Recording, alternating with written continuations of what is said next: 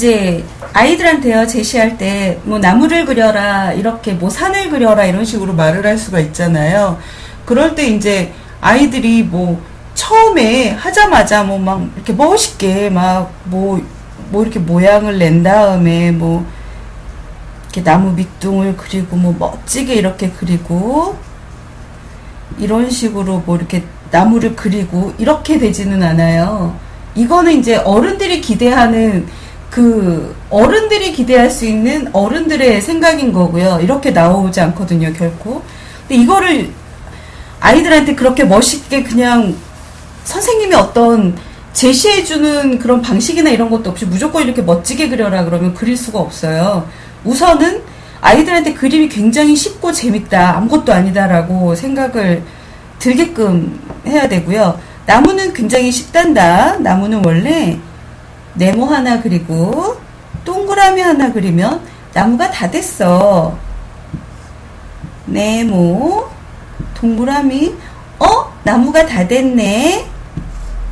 나무는 이렇게 쉽게 그릴 수 있어. 이게 나무란다 그러면 아이들이 처음에는 나무하고 산하고 그리면 굉장히 어렵겠다, 그렇게 생각을 하고 있다가 이렇게 쉬운 건가 라고 생각을 해요. 그러니까 이거를 먼저 얘기를 해주는 거예요. 예를 들어서 다른 예를 하나 더 들어볼게요. 물고기를 그리는데 물고기가 뭐 막 굉장히 이제 막 이를 이렇게 내밀고 있고 뭐 막 이렇게 막 아감이라고 그러나요? 꼬리하고 이런 게 막 이렇게 막 화려하고 뭐 눈 그리고 이렇게 그리라고 그러면 아이들이 그림에 대해 상당히 질려 하거든요. 이렇게 많이 그려야 돼? 이렇게 많은 게 물고기야? 너무 복잡하네 라고 생각을 해요. 그러니까 아이들한테 맨 처음에는 물고기는 굉장히 쉽단다. 동그라미를 이렇게 그려주고, 그리고 꼬리를 세모를 그려주는 거야. 그리고 지느러미를 이렇게 그려주고 눈을 그려준단다. 이렇게 얘기를 해요.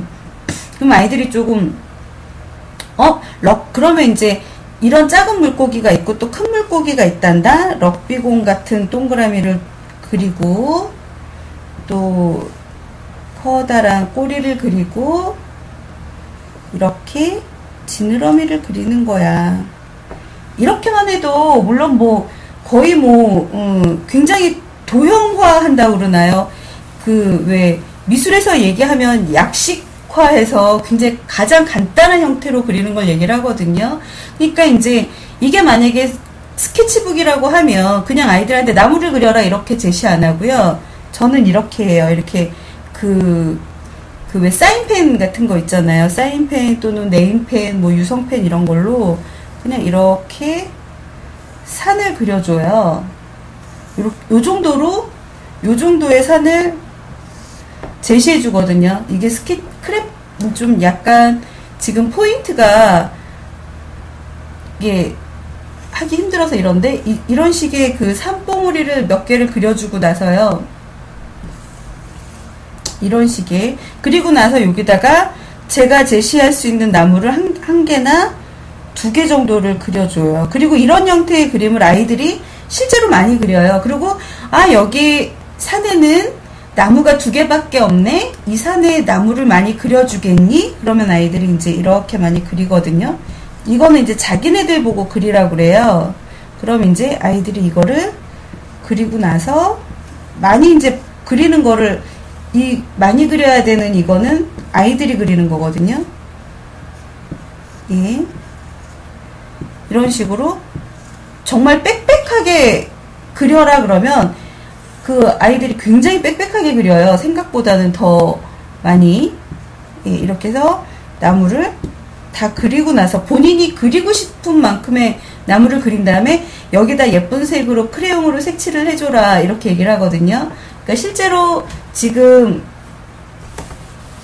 제가 만약에 제시하게 되면요, 아이들한테 그려주는 밑그림을 저는 최소한의 밑그림을 약간은 그려주는 편이거든요. 그러면 아이들이 훨씬 부담감을 덜 느끼는 것 같더라고요. 예를 들어서 이게 지금 크레파스잖아, 이게 스케치북이라고 한다면 여기다가 포인트가 제가 좀 이게 조금 제가 아직 낯설어서 이런 식으로 그려준다는 거죠. 이런 식으로. 하고 이제 뭐 여기다가 저기 할 경우에는 뭐 해라든지 구름이라든지 장난스럽게 하나 그려줘요. 이건 그냥 뭐 보너스 이런 식으로 그려주고 나서요. 자, 이제 이 산에는 나무가 아주 많아요. 네모 그리고 동그라미 그리고 나무가 하나 됐네.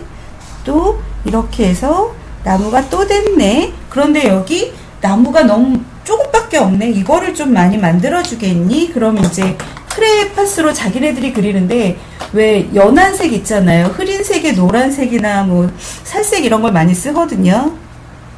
이렇게 해서 지금 이게 좀 약간 노란색이기 때문에 흐리네요. 이런 식으로 아이들이 많이 그려요.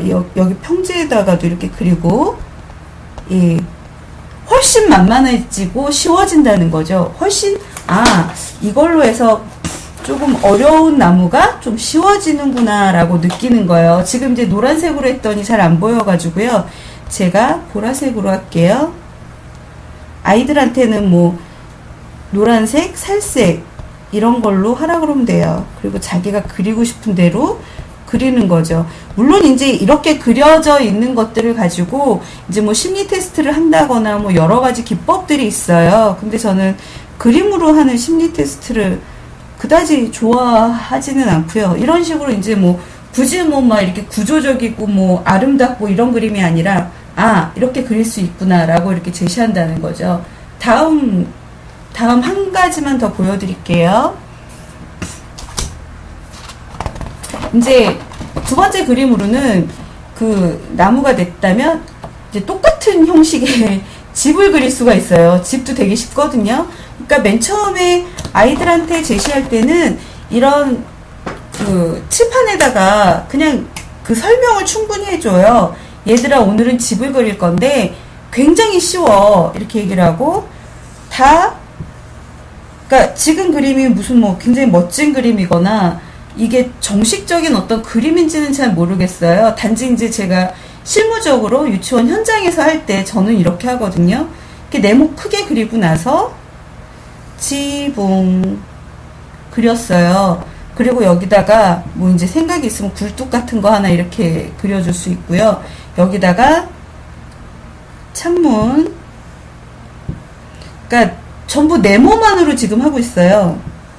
다른 거를 전혀 안 꾸미고. 예. 이런 식으로. 그리고 이거보다 더 쉽게 하는 거는 네모 그리고 세모를 그리면 집이 된단다. 또 네모 그리고 세모를 그리면 집이 된단다. 그리고 여기다 조그맣게 문을 하나 만들어주면 집이 다 됐어. 네모를 그리고 세모를 그리면 지붕이야. 와, 되게 쉽지. 그리고 문이 없으면 안 돼. 그래서 문을 이렇게 그려준단다. 그럼 이제 여기서 확장이 되면 아이들이 이거를 꾸미기 시작하거든요. 예를 들어서 이제 이런 그림들이 익숙하게 되면 이제 뭐 문을 갖다가 이렇게 한다든지 동그랗게 이렇게 갖고서는 모양을 낸다든지 네. 예.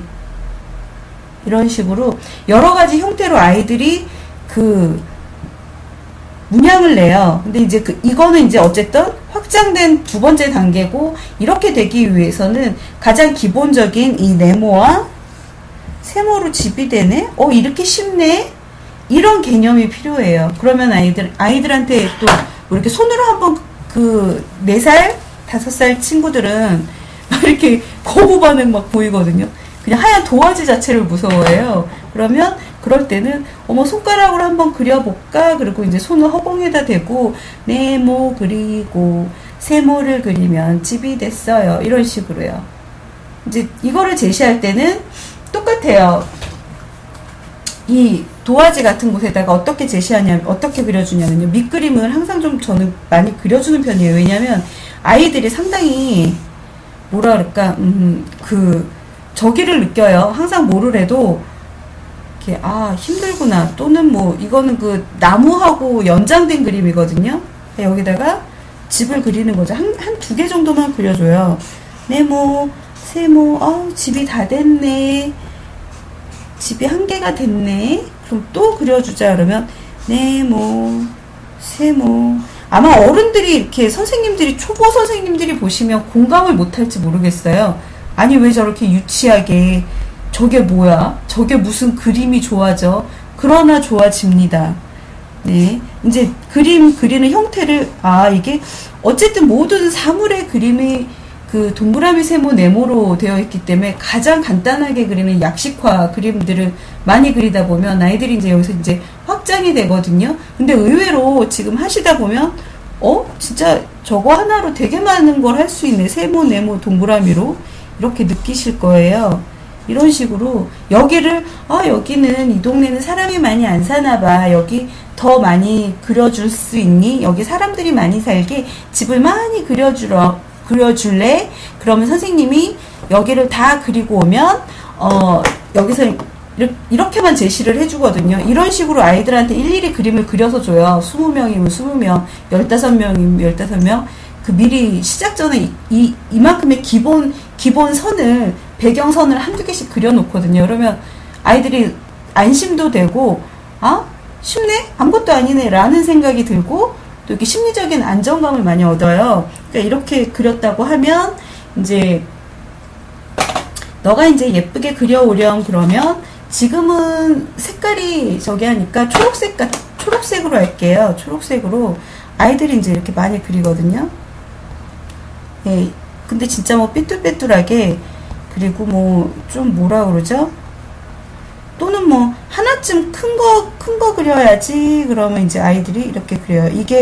이거는 그러니까 좋은 그림과 다양한 그림으로 가는 전 단계의 그림들이고, 좀 구조적인 형태인 거지. 이게 정식적인 멋진 그림은 아니에요. 근데 이런 걸 많이 그리면, 아이들이 좀, 이제, 집이 이렇구나. 이런 식으로 좀 꽉 채우는 걸 전 좀 좋아해갖고, 그러면, 아이고, 여기, 너 정말 많이 그려왔구나. 그러면 이제, 이것들도 이제 이렇게 본인들이 꽉 채우고 나서, 색칠을 하는 과정은 제가 생략을 할게요. 이 정도만 설명을 해도 될 것 같아서, 그럼 이제 아이들이 다 그려오면 저는 여기다가, 이렇게 서비스로 맨 마지막에, 잘 그렸으니까 나무 하나 그려줄게.